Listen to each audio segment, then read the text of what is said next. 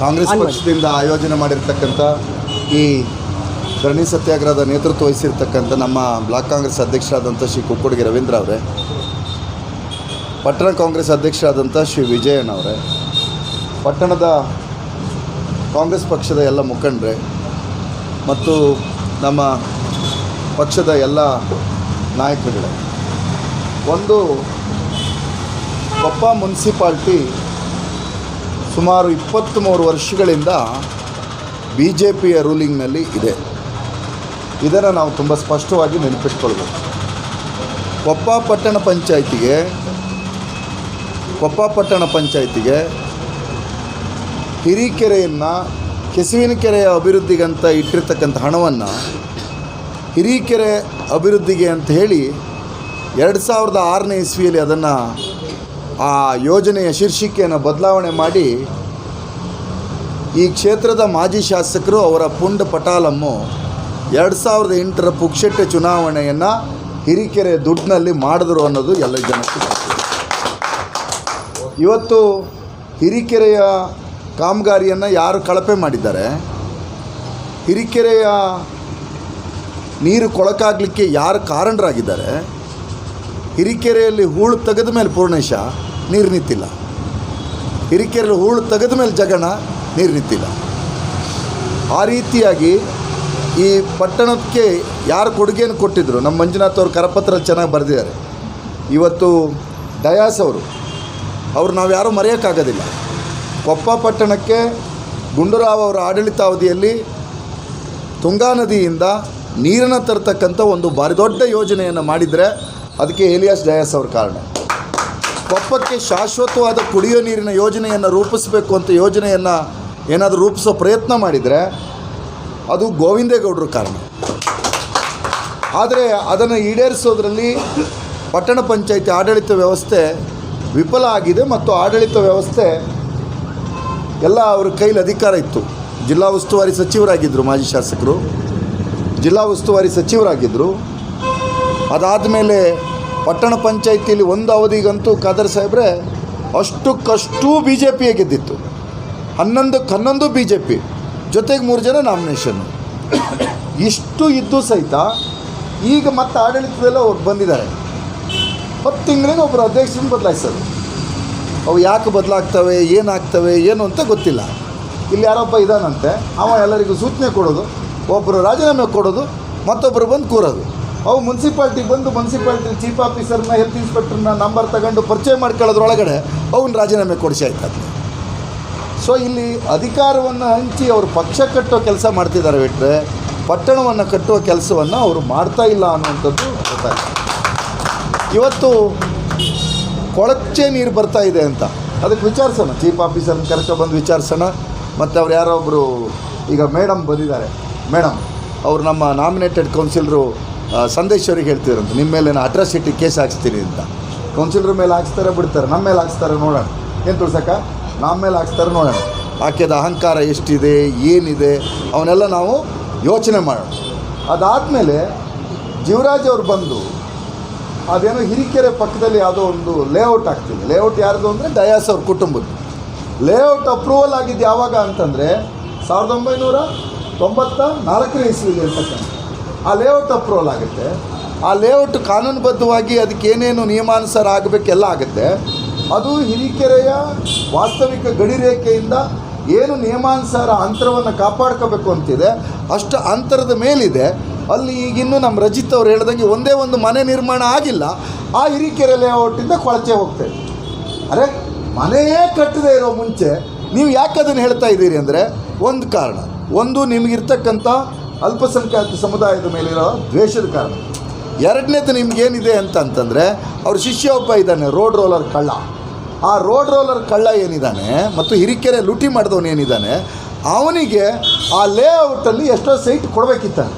ಆ ಸೈಟನ್ನು ಕೊಟ್ಟಿದ್ರೆ ಈ ಅಣ್ಣಂಗೆ ಹಿರೀಕೆರೆ ಆ ಲೇಔಟಿಂದ ಡಯಾಸ್ ಅವ್ರ ಲೇಔಟಿಂದ ಏನೂ ತೊಂದರೆ ಆಗ್ತಿಲ್ಲ. ಅರೆ ಇವ್ರದೇ ಗ್ರಾಮ ಪಂಚಾಯತಿ, ಕೊಪ್ಪ ಗ್ರಾಮಾಂತರ ಪಂಚಾಯತಿ, ವಸತಿ ಪಂಚಾಯತ್ ಇವ್ರದೇ ಗ್ರಾಮಾಂತರ ಪಂಚಾಯತಿ. ಅವ್ರ ಪಂಚಾಯತಿಯಲ್ಲಿ ದಾಖಲೆಗಳು ಆಗಿದೆ. ಅವ್ರ ಪಂಚಾಯತಿ ಲೇಔಟಿಗೆ ಅಪ್ರೂವಲ್ ಕೊಟ್ಟಿದ್ದಾರೆ. ಮುನ್ಸಿಪಾಲ್ಟಿ ಎದುರುಗಡೆ ಬಂದು ಜನರನ್ನ ಕೊಳಚೆ ನೀರನ್ನು ಕೊಡ್ತಾ ಇದ್ದಾರೆ ಅಂತ ಗಲಭೆ ನೆಪಿಸ್ತಾರೆ. ಜೀವರಾಜ್ ಅವರೇ, ಸದ್ಯದಲ್ಲೇ ದಾಖಲೆಗಳನ್ನು ಬಿಡುಗಡೆ ಮಾಡ್ತೀವಿ.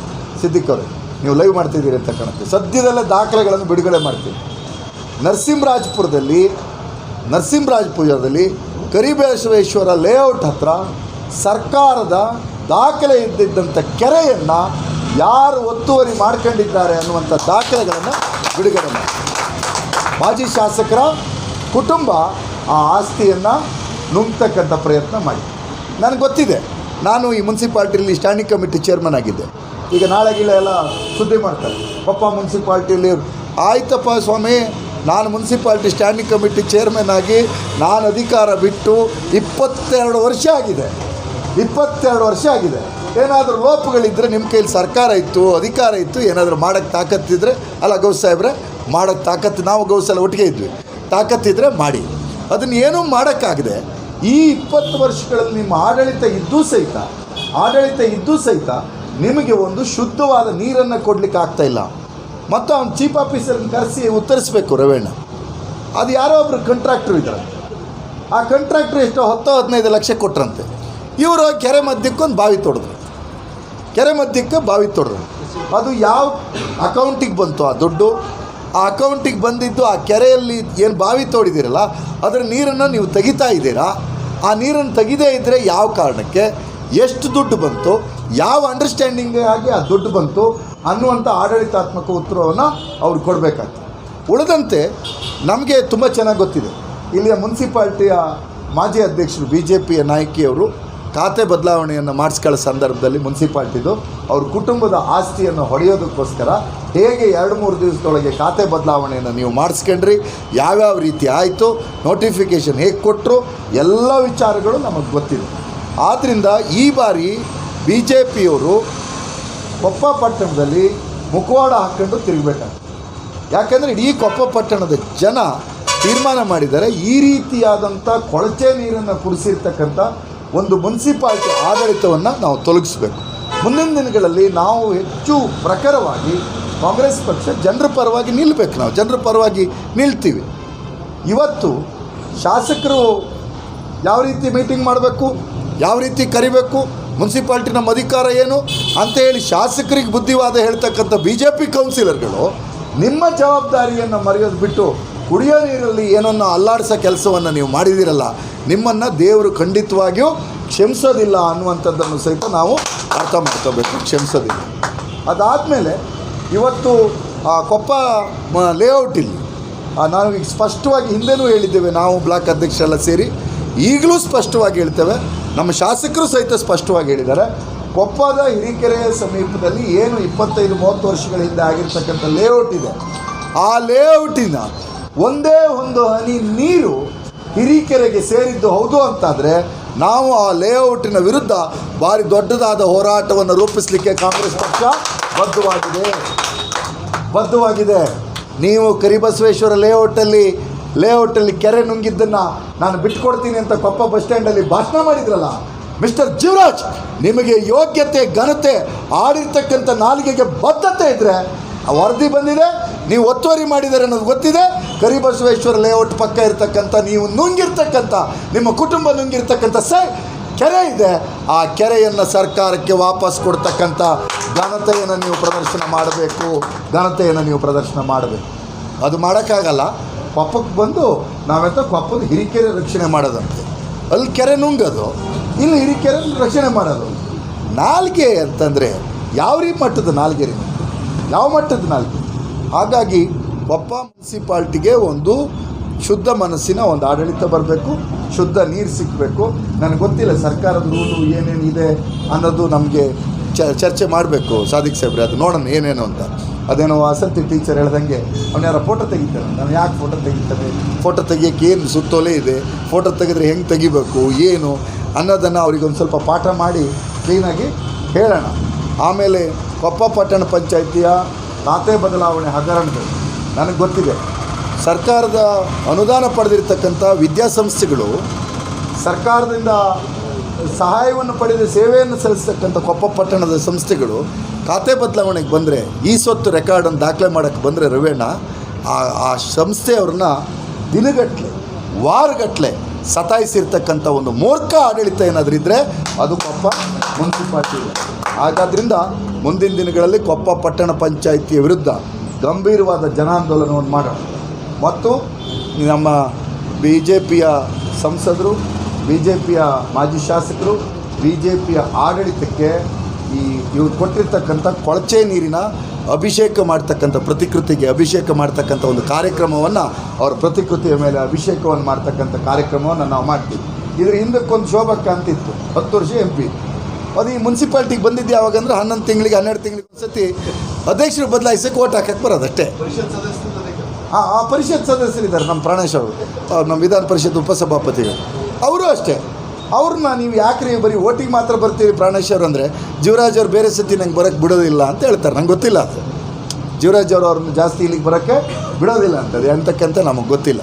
ಹಾಗಾಗಿ ನಿಮ್ಮ ಪಕ್ಷದಲ್ಲಿ ಒಂದು ಸುಭದ್ರವಾದ ಆಡಳಿತವನ್ನು ನಿಮಗೆ ಕೊಡೋಕ್ಕಾಗಿಲ್ಲ, ಸಮರ್ಥವಾಗಿರ್ತಕ್ಕಂಥವ್ರು ಆಡಳಿತದಲ್ಲಿ ಇಲ್ಲಿ ಉಳಿಸೋಕ್ಕಾಗೋದಿಲ್ಲ.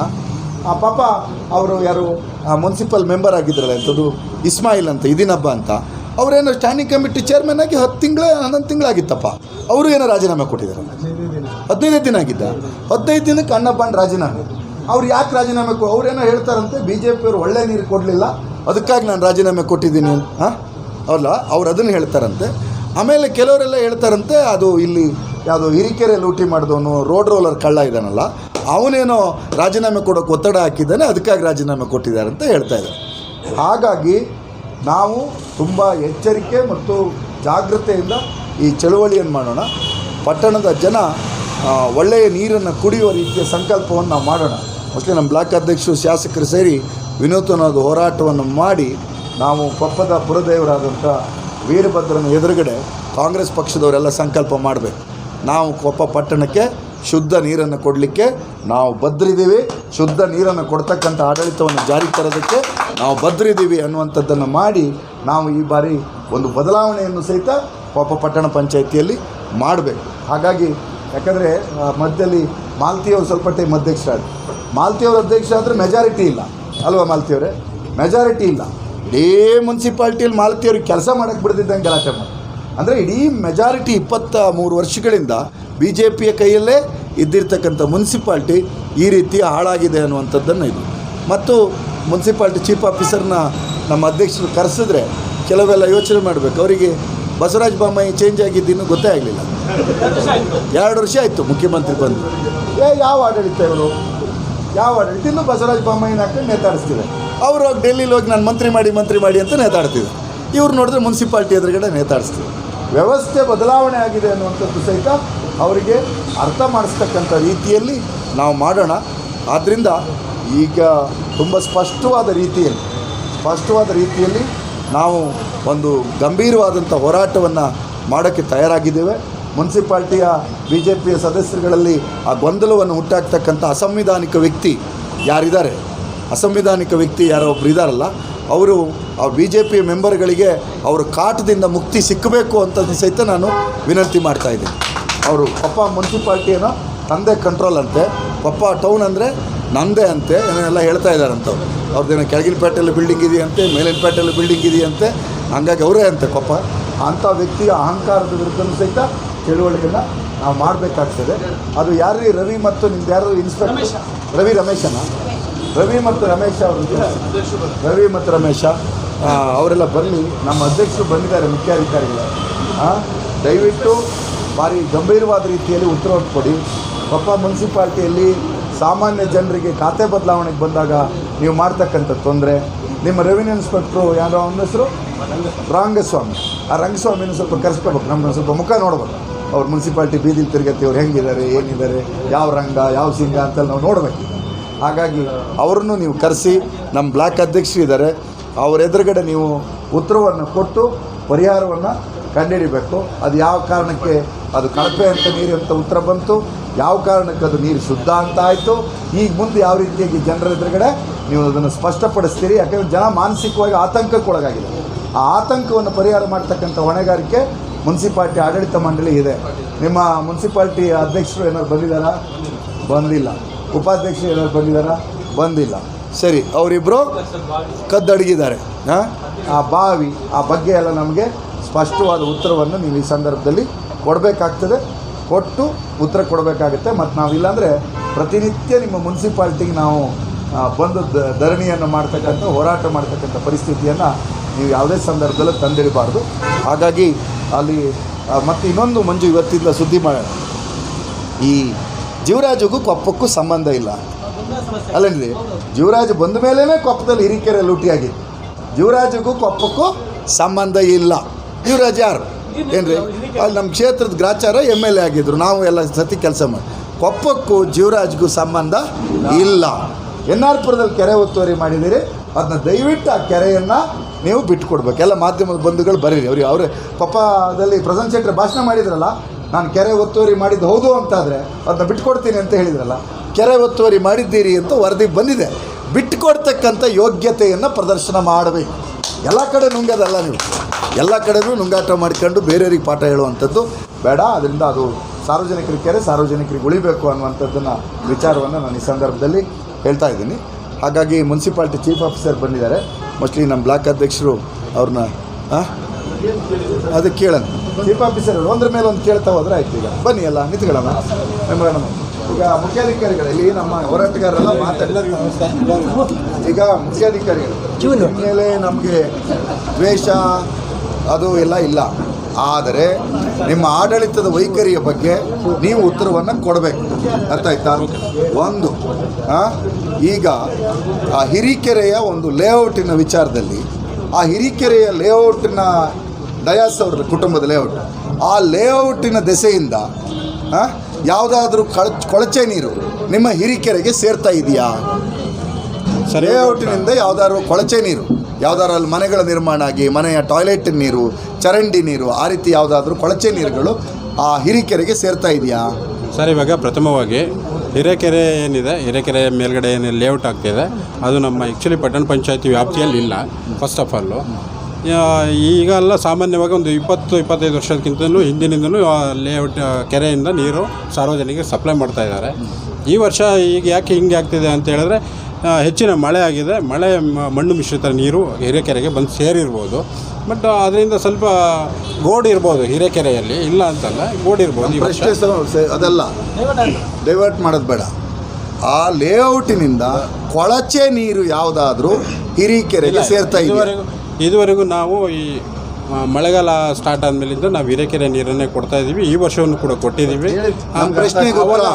ಲೇಔಟಿನಿಂದ ಕೊಳಚೆ ನೀರು, ಕಕ್ಕಸಗುಂಡಿ ನೀರು, ಮೂತ್ರ ಮಾಡಿದ ನೀರು, ಬಚ್ಚಲ ಮನೆ ನೀರು, ಈ ರೀತಿ ಕಲುಷಿತಗೊಳ್ತಕ್ಕಂಥ ಯಾವುದಾದ್ರೂ ನೀರು ಅಲ್ಲ. ಒಂದೇ ಅಂಕದ ಉತ್ತರ ಇಲ್ಲ. ಕಲುಷಿತ ನೀರು ಯಾಕೆ ಅಂತ ಹೇಳಿದ್ರೆ, ಅಲ್ಲಿ ಲೇಔಟಲ್ಲಿ ಇನ್ನೂ ಇದುವರೆಗೂ ಯಾವುದೇ ಒಂದು ಮನೆ ಕೂಡ ನಿರ್ಮಾಣ ಆಗದೆ ಇರೋದ್ರಿಂದ ಕಲುಷಿತ ನೀರು ಬರ್ಲಿಕ್ಕೆ ಸಾಧ್ಯ ಇಲ್ಲ. ಆಯ್ತು, ಬರ್ತಾ ಇಲ್ಲ. ಒಂದು. ಎರಡನೇದು, ಈಗ ಕೊಳಚೆ ನೀರು ಕೊಪ್ಪಕ್ಕೆ ಸಪ್ಲೈ ಆಗ್ತದೆ ಅಂತೇಳಿ ನಿಮ್ಮ ಗಮನಕ್ಕೆ ಏನಾದರೂ ಬಂದಿದೆಯಾ? ಬ್ಯಾಕ್ಟೀರಿಯಾ ಮಿಶ್ರಿತ ಕುಡಿಯೋ ನೀರು ಯೋಗ್ಯ ಅಲ್ಲದ ಒಂದು ನೀರು ಸಪ್ಲೈ ಆಗ್ತಿದೆ ಅನ್ನುವಂಥದ್ದು ಏನಾದರೂ ಗೊತ್ತಾಗಿದೆಯಾ? ಇವಾಗ ಏನಾಗಿದೆ ಅಂದರೆ, ನಮ್ಮ ಡಿಸ್ಟ್ರಿಕ್ಟ್ ಲ್ಯಾಬಿಂದ ಒಂದು ರಿಪೋರ್ಟ್ ಬಂದಿದೆ 7ನೇ ತಾರೀಕು. ಅದರಲ್ಲಿ 7ಕ್ಕೆ ಅವರು ಏನು ಮಾಡಿದ್ದಾರೆ, ನಮ್ಮ ನೀರನ್ನು ಟೆಸ್ಟಿಗೆ ಕಳಿಸಿದ್ದಾರೆ. 9ನೇ ತಾರೀಕು ರಿಪೋರ್ಟ್ ಬಂದಿದೆ. 9ನೇ ತಾರೀಕು ರಿಪೋರ್ಟಲ್ಲಿ ಬ್ಯಾಕ್ಟೀರಿಯಾಗಳು ಕ್ರೌಢೀಕರಣ ಆಗಿದೆ. ಅದನ್ನು ಇಮಿಡಿಯೇಟ್ ಕ್ಲಿಯರ್ ಮಾಡಬೇಕು ಅಂತೇಳಿ ನಮಗೆ ಹೇಳಿದಾಗ ನಾವು ಇಮಿಡಿಯೇಟಾಗಿ ಅದು ಕ್ಲಿಯರ್ ಮಾಡಿದ್ವಿ. ನಿಲ್ ರಿಪೋರ್ಟ್ ಕೂಡ ಬಂದಿದೆ. ಇವಾಗ ಯಾವ ಕ್ಲಿಯರ್ ಮಾಡಿದ್ಮೇಲೆ ನಿಲ್ ರಿಪೋರ್ಟ್ ತಗೊಂಡ್ರೆ? ಹೌದು ಸರ್. ಈ ರೀತಿಯಾಗಿ ಒಂದು ಕೊಳಚೆ ಬಂತು ಅಂತ ಡಿಸ್ಟ್ರಿಕ್ಟ್ ಇದರಿಂದ ಬಂತಲ್ಲ, ಲ್ಯಾಬ್ರೇಟರಿ ರಿಪೋರ್ಟ್ 9/5/2025 ಬಂತಲ್ಲ. 9/5/2025 ಈ ರಿಪೋರ್ಟ್ ಬರಲಿಕ್ಕೆ ಏನು ಕಾರಣ? ಯಾರು ನೀರನ್ನು ಟೆಸ್ಟಿಗೆ ಕಳಿಸಿದ್ರು? ಏನಾಗಿತ್ತು? ಇದು ನಾವು ಏನು ಮಾಡ್ತಾ ಇದ್ವಿ, ತಾಲೂಕು ವೈದ್ಯಾಧಿಕಾರಿಗಳಿಗೆ ನಾವು ಪ್ರತಿ ಸರಿನೂ ರಿಪೋರ್ಟ್ ಕಳಿಸ್ತಾ ಇದ್ವಿ. ಆವಾಗ ನಮಗೆ 7ನೇ ತಾರೀಕು ರಿಪೋರ್ಟ್ ಕೊಟ್ಟಿದ್ದ ಪ್ರಕಾರ ನೀರು ಕುಡಿಲಿಕ್ಕೆ ಯೋಗ್ಯವಾಗಿದೆ ಅಂತ ಕೊಟ್ಟರು. ಆಮೇಲೆ ಸಾರ್ವಜನಿಕರು ಕೆಲವು ಕಂಪ್ಲೇಂಟ್ಸ್ ಮಾಡಿದಾಗ ನಾವೇನು ಮಾಡಿದ್ವಿ, ಇಮಿಡಿಯೇಟಾಗಿ ಜಿಲ್ಲಾ ಲ್ಯಾಬಿಗೆ ಕಳಿಸಿದ್ವಿ.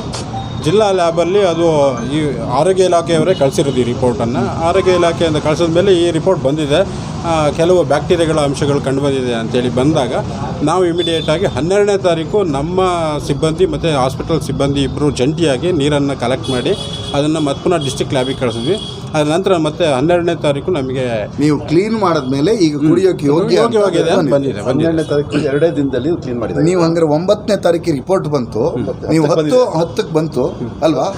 9ನೇ ತಾರೀಕೆ ಬಂತು. ನೀವು ಯಾವತ್ತು ಕ್ಲೀನ್ ಮಾಡಿದ್ರಿ? 9ನೇ ತಾರೀಕು ನಾವು ಕೌನ್ಸಿಲರ್ ಎಲ್ಲ ಕೌನ್ಸಿಲರ್ ತುರ್ತು ಸಭೆ ಕರೆದು ಅವರ ಗೈಡ್ಲೈನ್ಸ್ ಪ್ರಕಾರ ಒಳ್ಳೆ ಆಕ್ಟಿವ್ ಅಧಿಕಾರಿ ಮಾತ್ರ. ಅವ್ರ ಗೈಡ್ಲೈನ್ಸ್ ಪ್ರಕಾರ ಇಲ್ಲ ಸರ್ 9ನೇ ತಾರೀಕು ಕೌನ್ಸಿಲ್ ಬರ್ಲಿಕ್ಕೆ ಕಾರಣ ಏನು ಸರ್? ಈ ರಿಪೋರ್ಟ್ ಬರ್ಲಿಕ್ಕೆ ಏನು ಕಾರಣ? ಈ ರಿಪೋರ್ಟ್ ಬರ್ಲಿಕ್ಕೆ ಕಾರಣ ಅಂತ ಹೇಳಿದ್ರೆ ನಾವು ಜಂಟಿಯಾಗಿ ನೀರು ಎಲ್ಲಿಂದ ಕಲೆಕ್ಟ್ ಮಾಡಿದಾರೋ ಗೊತ್ತಿಲ್ಲ ನಮಗೆ ಆ್ಯಕ್ಚುಲಿ. ಅಲ್ಲ ಕಲೆಕ್ಟ್ ಮಾಡಿದ್ದು ನಮ್ಮ ಸಿಬ್ಬಂದಿ ಅವ್ರು ಹೋಗಿರಲಿಲ್ಲ.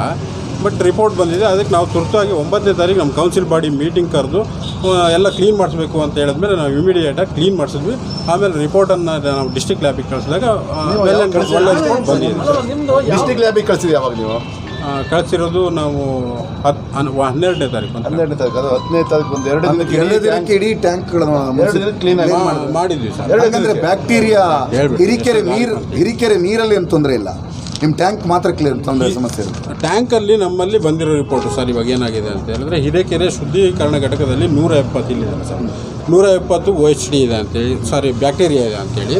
ಆಮೇಲೆ ವಾಟರ್ ಟ್ಯಾಂಕು ಬಸ್ ಸ್ಟ್ಯಾಂಡ್ ಅದರಲ್ಲಿ 350, ಬಸ್ ಸ್ಟ್ಯಾಂಡಲ್ಲಿ 1600, ಹಾಸ್ಪಿಟಲ್ ಟ್ಯಾಂಕು 900 ಬ್ಯಾಕ್ಟೀರಿಯಾಸ್ಗಳು ಇದೆ ಅಂತೇಳಿ ರಿಪೋರ್ಟ್ ಬಂತು.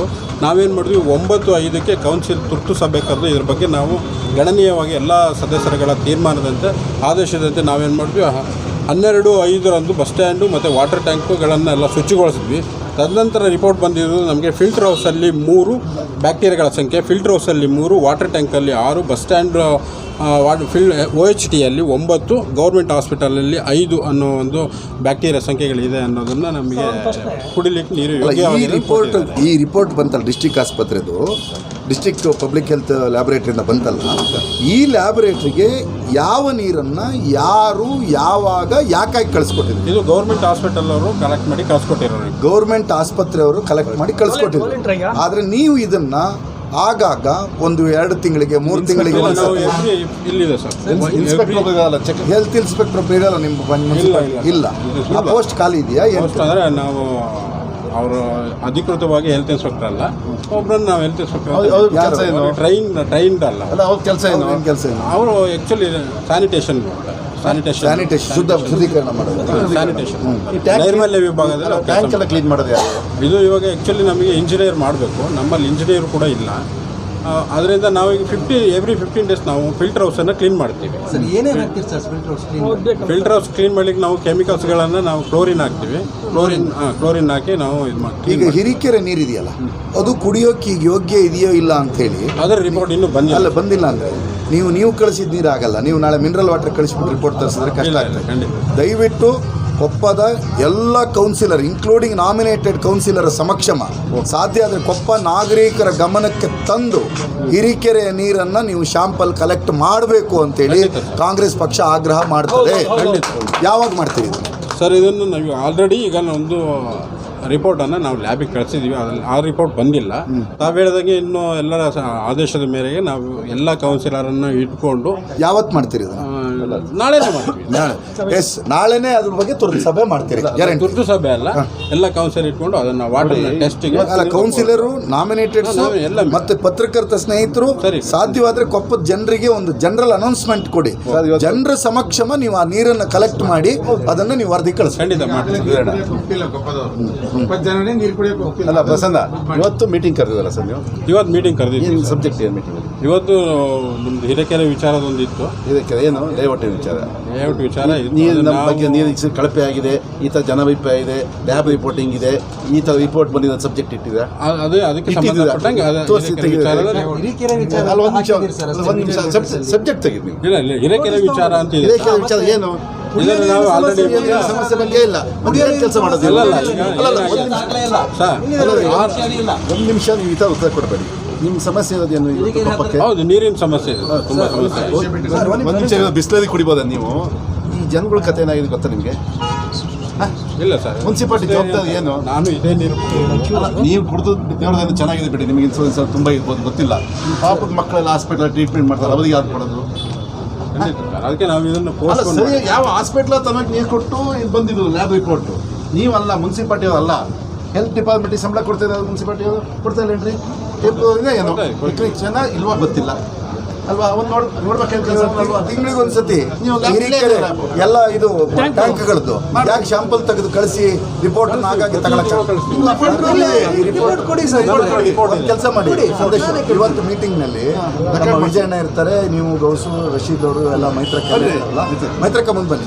ನೀವೆಲ್ಲರೂ ಇದರ ಬಗ್ಗೆ ದಯವಿಟ್ಟು ಜನರ ಪರವಾಗಿ ಪ್ರಶ್ನೆ ಮಾಡಿ. ಮೈತ್ರಕ್ಕ ರಶೀದ್ ಭಾಯ್ ಎಲ್ಲರೂ ಸಹಿತ ಇದರ ಪ್ರಶ್ನೆ ಮಾಡಿ. ಒಂದು ಇವರ ಪ್ರತಿ ತಿಂಗಳ ರಿಪೋರ್ಟ್ ಮುಂದೆ ಬನ್ನಿ ಪ್ರತಿ ತಿಂಗಳ ರಿಪೋರ್ಟು ಎಲ್ಲಿದೆ ಅನ್ನೋದು ಇವತ್ತು ಮೀಟಿಂಗಲ್ಲಿ ಕಲೆಕ್ಟ್. ಪ್ರತಿ ತಿಂಗಳ ರಿಪೋರ್ಟ್ ಮೊನ್ನೆ ಈಗ ಒಂದು ಸ್ಪಷ್ಟ ಆಯಿತು, ಅಲ್ಲಿ ಡಯಾಸ್ ಕುಟುಂಬದ ಲೇಔಟ್ ಏನಿದೆ ಆ ಲೇಔಟಿನ ದಿಸೆಯಿಂದ ಯಾವುದೇ ಕೊಳಚೆ ನೀರು ಹಿರೀಕೆರೆಗೆ ಸೇರ್ತಾ ಇಲ್ಲ. ಕರೆಕ್ಟ್ ಅಲ್ವಾ ಇದು? ಅದನ್ನು ಇವತ್ತು ಅಲ್ಲಿ ಯಾವುದೇ ಕೊಳಚೆ ನೀರು ಸೇರಿಲ್ಲ. ಈಗ ಹಿರೀಕೆರೆಯ ನೀರನ್ನು ನೀವು ಶುದ್ಧವಾಗಿದೆಯಾ ಇಲ್ಲ ಅನ್ನೋದು ರಿಪೋರ್ಟನ್ನು ನೀವು ತಗೊಳ್ಳೋ ಸಂದರ್ಭದಲ್ಲಿ ಕೌನ್ಸಿಲರ್ಸು, ಪತ್ರಕರ್ತರು, ಕೊಪ್ಪದ ನಾಗರಿಕರಿಗೆ ಜನರಲ್ ಅನೌನ್ಸ್ಮೆಂಟನ್ನು ಕೊಟ್ಟು ಕೊಪ್ಪದ ಪಟ್ಟಣ ಪಂಚಾಯತಿ ಮಾಜಿ ಅಧ್ಯಕ್ಷರುಗಳು ಇವರೆಲ್ಲ ಯಾರು ಹಿರಿಯರಿದ್ದಾರೆ ಅವ್ರ ಸಮಕ್ಷಮವೇ ನೀವು ಆ ನೀರನ್ನು ಕಲೆಕ್ಟ್ ಮಾಡಬೇಕು. ಅದು ನಿರ್ಣಯ ಆಗ್ಬೇಕು. ಇವತ್ತು ಅದನ್ನು ನೀವು ಕಲೆಕ್ಟ್ ಮಾಡಬೇಕು. ಇದು ಇವತ್ತು ಅದು ನಿರ್ಣಯ ಆಗುತ್ತೆ. ಇವತ್ತಿನ ಸಬ್ಜೆಕ್ಟ್ ಏನಿಟ್ಟಿದ್ರಿ ಹೇಳಿ? ನಿರ್ಮಾಣವಾಗುತ್ತಿರುವ ಕಾಮಗಾರಿ ಕುರಿತು ಅಂತ ನೀವು ಇಟ್ಟಿದ್ರಿ ಸಬ್ಜೆಕ್ಟ್. ಕುಡಿಯೋ ನೀರಿನ ವಿಚಾರದಲ್ಲಿ ಇಟ್ಟಿಲ್ಲ. ನೀವು ಒಬ್ಬ ಸಿಇಒ ಉತ್ತರ ಕೊಡೋ ಸ್ವಲ್ಪ ಜಾಗರೂಕತೆ ನೀವು ಹೇಳಿದೇನಂತ ನೀರಿನ ಬಗ್ಗೆ ಚರ್ಚೆ. ಇವತ್ತು ಇಂಥ ಗಂಭೀರ ಸಮಸ್ಯೆ ನೀವು ಚರ್ಚೆಗೆ ಇಟ್ಟಿಲ್ಲ ಮೀಟಿಂಗಲ್ಲಿ ಅಂದರೆ ಏನು ಆಡಳಿತ ಮಾಡ್ತೀರಿ ನೀವು? ಅಂದರೆ ಆಡಳಿತ ಮಾಡಿ ಏನು ಅದು ಯಾರೋ ಖಾಸಗಿಯವ್ರದ್ದು ಲೇಔಟ್ನಲ್ಲಿ ಲೇಔಟ್ ವ್ಯವಹಾರದ್ದೇ ವಿಚಾರ ಮುಖ್ಯ ಬಿಟ್ಟರೆ ಪಾಪ ಜನರಿಗೆ ಕುಡಿಯೋ ನೀರಿನ ವಿಚಾರ ಮುಖ್ಯ ಅಲ್ಲ. ಹೇಳಿದ್ದು ಈಗ ಏನಂತೇಳಿ ಅಧ್ಯಕ್ಷರ ಆದೇಶದ ಮೇರೆಗೆ ವಿಷಯ ತಂದಿದ್ದಾರೆ. ಒಂದು ನಿಮಿಷ ಆದೇಶ ಅದನ್ನು ತಮ್ಮದು ಬರ್ತಿದೆ ಸರ್, ಇಂತಿಂಥ ಸಬ್ಜೆಕ್ಟ್ ಇಡಬೇಕಂತ ಬರ್ತಿದೆ ನೋಟಲ್ಲಿ. ತುರ್ತು ಸಭೆಯಲ್ಲಿ ಆ್ಯಕ್ಚುಲಿ ಸರ್ 3 ಸಬ್ಜೆಕ್ಟ್ ತರಬೇಕು. ಯಾರು 3 ಸಭೆಯಲ್ಲಿ ನೋಟ್ ತಾವೇನ ಬರ್ತಿದ್ದದ ಇಂತಿಂಥ ಸಬ್ಜೆಕ್ಟ್ ಇಡಬೇಕು ಚರ್ಚೆಗೆ ಅಂತ? ಇಲ್ಲ ಬರ್ದಿಲ್ಲ. ಡ್ಯೂಟಿ ಅಲ್ವಾ ಇವತ್ತು ನೀರಿಂದು ಕೂಡ ಚರ್ಚೆ ಮಾಡ್ಬೇಕಂತಾನೆ ಇದೆ. ಈಗ ನೀರಿನ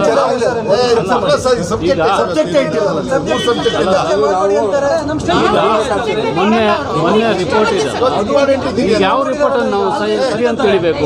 ಫಸ್ಟ್ ರಿಪೋರ್ಟ್ ಬಂದಿದೆ ಯಾವುದು, ಈಗ ಬಂದಿರೋದು ಏನದು? ನನ್ನ ಪ್ರಶ್ನೆ, ಕೊಪ್ಪದ ಕಳಪೆ ಕುಡಿಯುವ ನೀರು ಬಂದಿದೆ ಅನ್ನುವಂಥ ವಿಚಾರಕ್ಕೆ ನೀವು ಯಾಕಾಗಿ ಮೀಟಿಂಗ್ ಅನ್ನು ಕರೆದಿಲ್ಲ?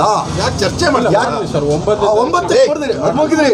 ಈಗ ಇವತ್ತಿನ ಬರ್ತಕ್ಕಂಥ ಮೀಟಿಂಗ್ ಇದೆ ಅಂತ ಹೇಳಿಲ್ಲ, ಈ ಮೀಟಿಂಗ್ ಅಲ್ಲಿ ಅದು ಯಾಕೆ ಚರ್ಚೆ ಮಾಡ್ತಿಲ್ಲ? ಹೋರಾಟ ಮಾಡಬೇಕಾಗ್ತದೆ. ಇಲ್ಲ 12ಕ್ಕೆ ಸರ್ ನಾವು ರಿಪೋರ್ಟ್ ಬಂದಿರೋದು ನಮಗೆ ಸಭೆ ಮಾಡೋದಿಗೆ ಯಾವುದೇ ಬೋರ್ಡ್ ಇರಲಿ, ಇವು ನೋಟ್ ಬರೀ ನೀವು ಇಂಥದ್ದು ಬರಿಬೇಕಲ್ಲ. ಜವಾಬ್ದಾರಿ ಇಲ್ವಾ? ನೀವು ಕೊಡ್ಬೇಕು ಅಧ್ಯಕ್ಷರೇ. ಎಲ್ಲಿ ಕೊಟ್ಟಿದ್ದೀರಾ? ಆಯ್ತು. ನೀವು ಇವತ್ತು ಇನ್ನಫಿಷಿಯೆಂಟ್ ಹಂಗೆ ನೀವು ಹೊರೆಯನ್ನ ಅಧ್ಯಕ್ಷರ ಹೊಣೆಗಾರಿಕೆಯನ್ನ ನೀವು ತಲೆ ಮೇಲೆ ತಗೋಬೇಡಿ. ನಿಮ್ಮ ಜವಾಬ್ದಾರಿ ನೀಡಿಸಿ ಅಧ್ಯಕ್ಷರುಗಳ ಲೋಪಗಳನ್ನು, ಆಡಳಿತದ ಲೋಪಗಳನ್ನು ನೀವು ಜನರಿಗೆ ತೋರಿಸಲೇಬೇಕಾಗ್ತದೆ. ನಮಗೆ ಬೇಕು ಜನರಿಗೆ ತೋರಿಸ್ಬೇಕು ಅಂತ ಜನರಿಗೆ ಶುದ್ಧ ನೀರು ಸಿಕ್ಕಬೇಕು. ಲೋಪ ತೋರಿಸೋದು ಮಾತ್ರ ಮುಖ್ಯ ಅಲ್ಲ. ಆಡಳಿತ ಮಾಡಲಿ ಯಾರು ಬರ್ಬೋದು, ಯಾರೋ ಬರ್ಬೋದು. ಸೆಕೆಂಡ್ ಕಾಂಗ್ರೆಸ್ ಬರ್ಬೋದು, ಇನ್ನೊಂದು ಪಾರ್ಟಿ ಬರ್ಬೋದು.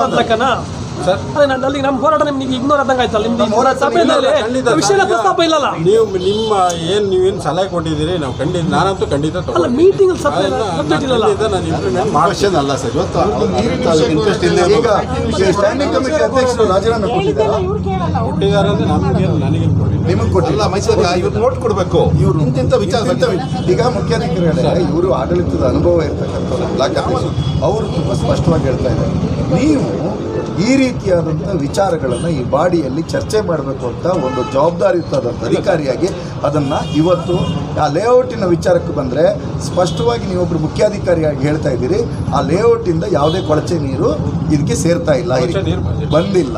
ಇದು ಸ್ಪಷ್ಟ ಅಲ್ವಾ? ಹಾಗಾದರೆ ಹಿರೀಕೆರೆ ಯಾಕೆ ಕೊಳಕಾಗಿದೆ? ಹಿರೀಕೆರೆಯನ್ನು ಈ ಹಿಂದೆ ಹೂಳೆತ್ತುವ ಅಭಿವೃದ್ಧಿ ಕಾಮಗಾರಿಯಲ್ಲಿ ಏನು ಲೋಪ ಆಗಿದೆ ಅನ್ನೋದು ಸಹಿತ ಇವತ್ತಿನ ಸಭೆಯಲ್ಲಿ ಚರ್ಚೆ ಆಗಬೇಕು. ಅದು ಕಟ್ತಾ ಇದೆಯಾ? ಹಿರೀಕೆರೆ ಕಾಂಟ್ರಾಕ್ಟಿಂದು ಹಿರೀಕೆರೆ ಅಭಿವೃದ್ಧಿ ಮಾಡಿದ್ದೆಲ್ಲ ನಿಮ್ಮ ಹತ್ರ ಫೈಲ್ ಇದೆಯಾ? ನೋಡ್ಬೇಕಲ್ಲ. ನೋಡಿ ನಮ್ಮ ಕೌನ್ಸಿಲರ್ಸ್ ಎದುರುಗಡೆ ಅದು ಚರ್ಚೆ ಆಗಬೇಕಲ್ಲ. ಅದು ಯಾರು ಏನಾಯ್ತು ಅನ್ನೋದು ಅದು ಬರುತ್ತೆ.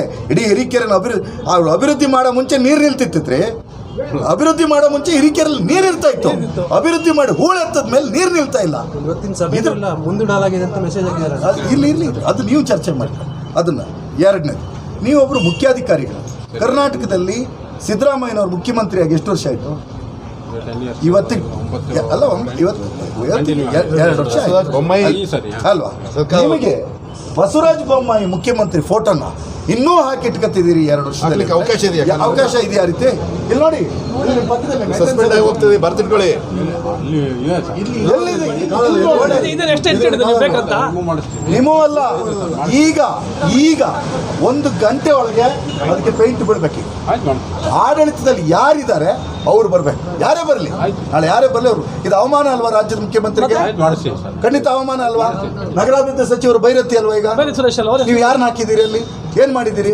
ಅದನ್ನು ದಯವಿಟ್ಟು ಪೇಂಟ್ ಹಾಕಿ.